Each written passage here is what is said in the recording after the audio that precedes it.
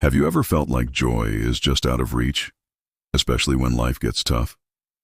We often think of joy as something that happens when everything is going perfectly. But what if I told you that true, lasting joy isn't about having a perfect life? What if it's something much deeper, something that can hold you steady even in the middle of a storm? The Bible tells us in Nehemiah chapter 8 verse 10, "Do not grieve, for the joy of the Lord is your strength." This isn't just a nice-sounding phrase, it's a profound truth.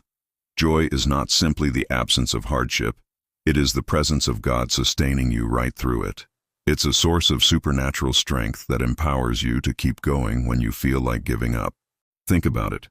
When you choose to rejoice, even in small ways, it has the power to weaken the grip of discouragement. Joy is your spiritual muscle. So where does this powerful joy come from? It's not something we can just manufacture on our own. Psalm 16 verse 11 says, "You make known to me the path of life. In your presence there is fullness of joy."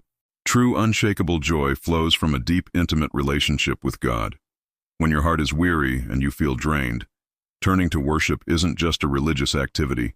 It's an invitation for God's presence to flood your soul and restore your joy.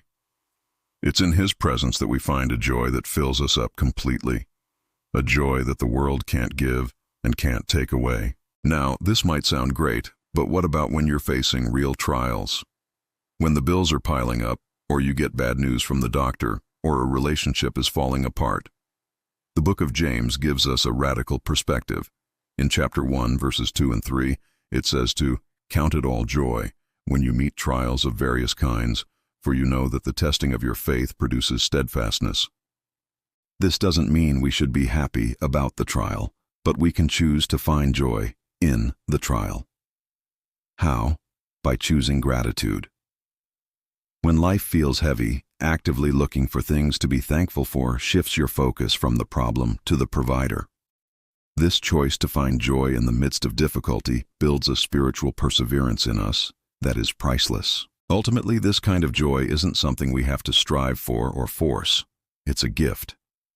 Galatians 5 verse 22 lists joy as a fruit of the Spirit. Just like an apple tree doesn't have to strain to produce apples, a believer who stays connected to God doesn't have to force joy. It grows naturally out of that connection. When you abide in Him, when you walk with the Spirit day by day, joy becomes a natural overflow of His life within you. It's not about trying harder, it's about staying connected to the source. So today, let's make this our prayer. Lord, fill me with your joy. Let it be my strength and my song in every single season of my life, the good and the bad. Let it be the anchor that holds me fast. Remember the powerful command in Philippians 4 verse 4. Rejoice in the Lord always. Again I will say, rejoice. This is your invitation to live a life not defined by your circumstances, but defined by the unwavering joy found in God's presence. Thank you so much for watching.